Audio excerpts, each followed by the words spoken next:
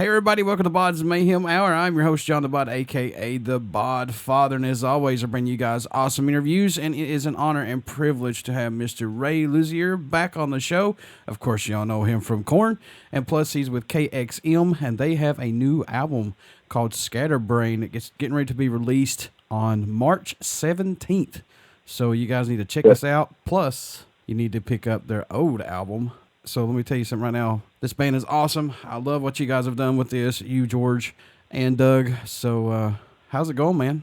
Thanks for having me, man. It's going great, busy. You know, everyone knows KORN keeps me quite busy on the road, and we have a really proud of the new record we just put out, and we're up for a Grammy with the new single, or the first single, and super excited about that.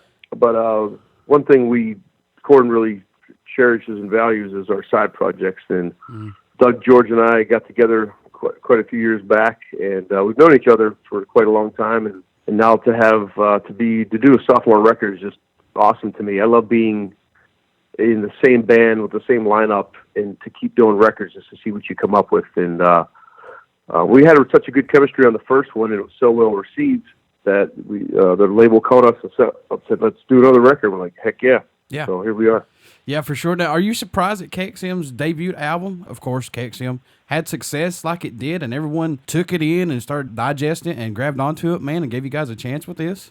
You know what? I didn't know what to expect, and I think we didn't know, and we didn't care about it. We just kind of wanted to make music ourselves, and because we respected each other's talents and our past history that we had, right. And sometimes it seems like a good idea, and then when you get together, you're like, oh, we should just probably hang out and go get a drink and not play together.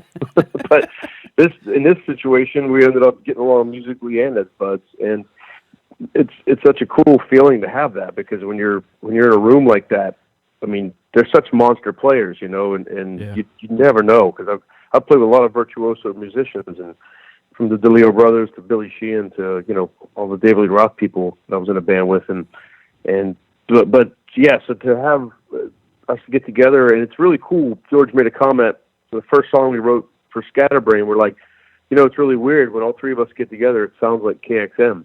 You know, it doesn't sound like this band or that band. It makes George play a little different. It doesn't sound like a Lynch Mob or a Dawkins song or anything else he's in. My grooves change severely from KORN grooves. They're not typically the same at all. You know, it's and Doug even said it changed. You know, Doug's obviously the voice of King's X, so it's going to sound like him, but it makes him play differently as well. So that's a really beautiful thing, you know. But the cool part about this, though, man, is that it fits. This fits music perfectly, and I'm not just saying it because you're on here. I said that before the last time when I first heard the KXM album. It's awesome. I think what you guys are bringing to the table for music is a breath of fresh air, and I think we all need that. Well, thank you. Yeah, thank you. I mean, and that's another thing, too. You know what it's like, man, in this day and age, selling rock in 2017, you know, people said rock's been dead for decades, and it never will die. It just goes through these different phases, and it's it's so awesome when I see fathers and sons coming to KORN meet and greets, and, you know, the dad's like, man, KORN raised me, and now my son's, and it's just so cool to see that generation-wise, and so it's kind of you to say that. I wish more people would know about it, and, you know, doing interviews like this, hopefully it'll spread out there, because, you know, I want people to know about it. There's a lot of people that come up to me in a KORN meet and greet with the KXM vinyl in their hands going, man, I just discovered this. Yeah. God, I can't believe it. Why haven't I heard of it? So I love when people appreciate it. Yeah, I play it on the show as much as I can. That's for sure. Thank you. I'll shove it down their throats if I have to. There you go. There you go. So what's impressed you the most about making the new album, Scatterbrain, Ray? What's caught your eye about it, if anything, man? I know it's a little darker from what Doug has said, possibly. It is. The cool thing about it is we did the same format as we did on KXM 1. We just did, you know, got in a room. No one had any preconceived notions or riffs or anything. Like, I just come in and you know, we book studio time, which is pretty ballsy to do, you know, just to say, hey, you know, because people go through pre-production and then they rehearse the songs and then, okay, it's time to book studio time. With us, we just went, you know what? We're pros. Let's just get in there and see what happens. And the first KXM record was exactly the same format. One song a day, and it could be chaos until 4 or 5 p.m. And like, this ain't going to happen. And all of a sudden, it just all unfolds, and you're like, whoa, I see a structure, and you can see the big picture. And we booked Steakhouse Studios in Burbank, California last February, and we did the exact same thing. We played 13 songs in 12 days. And there's a beauty about that. It's kind of, not overthinking anything, not overproducing it. Just go in and see what comes out, So that's exactly the format we did on the new one. And I'm just as proud of this as I am the first one. Now, you guys tagged producer Chris the Wizard Collier on this again. He was with Flotsam Jetsam and Prong, Last in Line. He's worked with those guys. How was working with him again on this, man?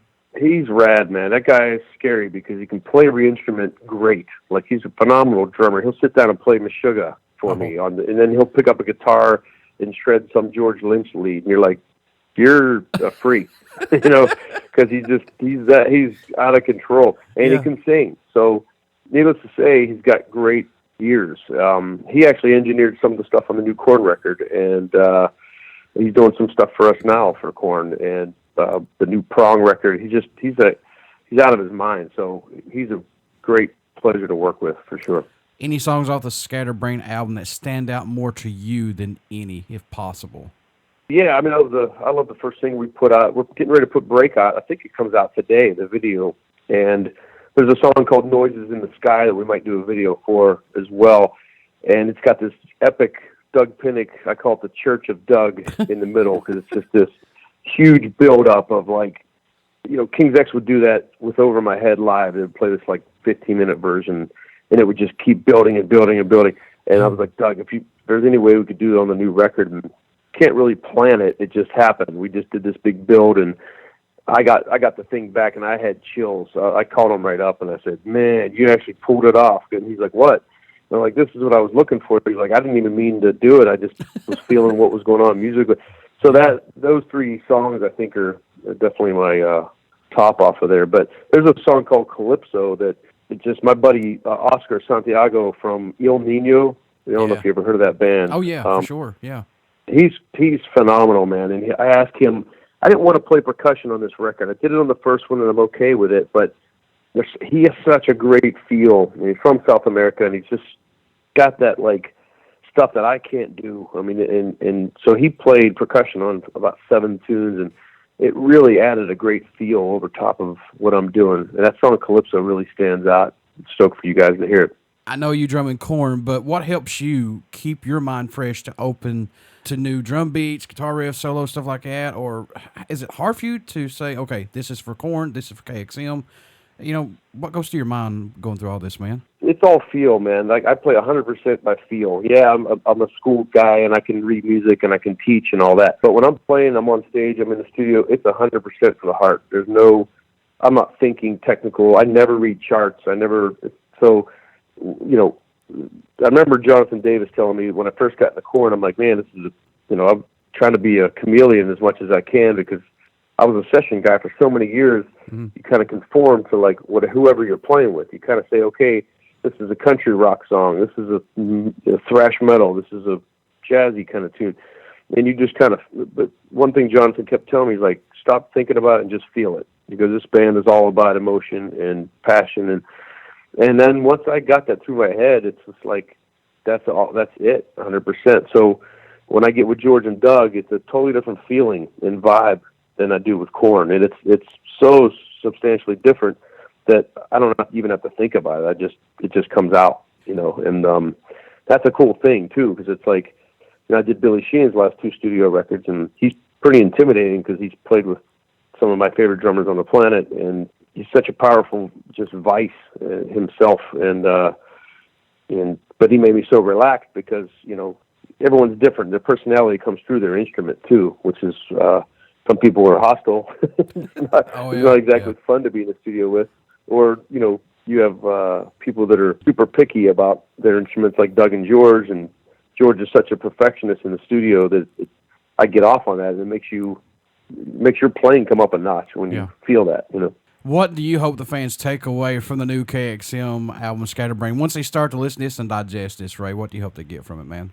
I just hope they get a good vibe and a good feeling. It's there's quite a different styles on this one, like the first one, and it's just, it's a good vibe feeling. There's this song called Not a Single Word. It starts off like a Foo Fighters and goes into the complete reggae ska thing. So it's there's a lot of those different emotions on there. My wife listens to a lot of, like, you know, popular music and pop and hip hop and all that, and she's pretty distant from the rock thing, which I love the diversity we have. But, you know, we're listening to KXM mixes, and she keeps going back to that Not a Single Word song. She goes, that's such a cool thing when it goes into the, you know, it's so energetic, and then it falls into this reggae ska thing, and it made her dance around. I'm like, that's what we're doing. You know, it's whatever, however you feel. That's what's great about music, and that moment is taking people away from their 9-to-5s or escaping something for that moment, you know. So, yeah, I just hope they buy 5 copies and crank them up. See, that's the difference I'm talking about right there. When you listen to music, it's the different styles of it, and that's, like I said, I think that's what we need, and we surely do. Right.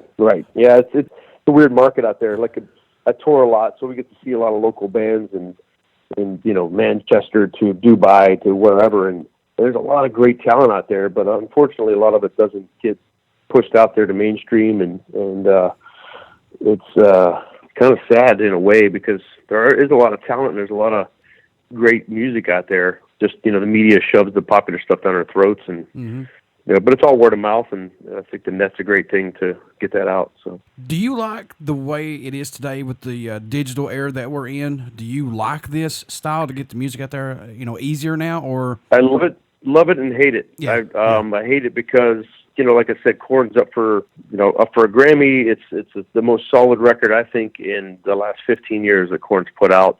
Oh, yeah. Production wise, writing wise, everything. Debuted number 6 on Billboard, all this stuff, and it's what do we sell? 120,000 copies.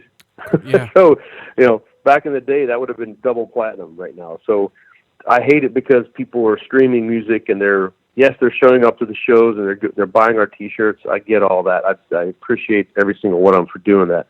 But at the same time, we worked so hard on these records, you know, and the KORN thing has been in progress for a year and a half. And to me, $12 isn't much to spend on the music. But I'm old school, and I'm in my 40s, and there's 18-year-olds that just think, "What? I'm hit your shows," and I'm not, you know.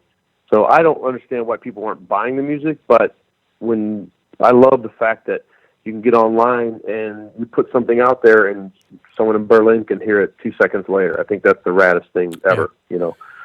And, you know, the YouTube generation and everything's going on now. Everybody's doing this live thing on Facebook now. I just did it for Modern Drummer a couple weeks ago. That kind of stuff is amazing, because it gives you're putting your fans are coming in your house, and literally, you know, I had 180,000 people watch that Modern Drummer live thing. That's weird, you know, having 180,000 people in your house.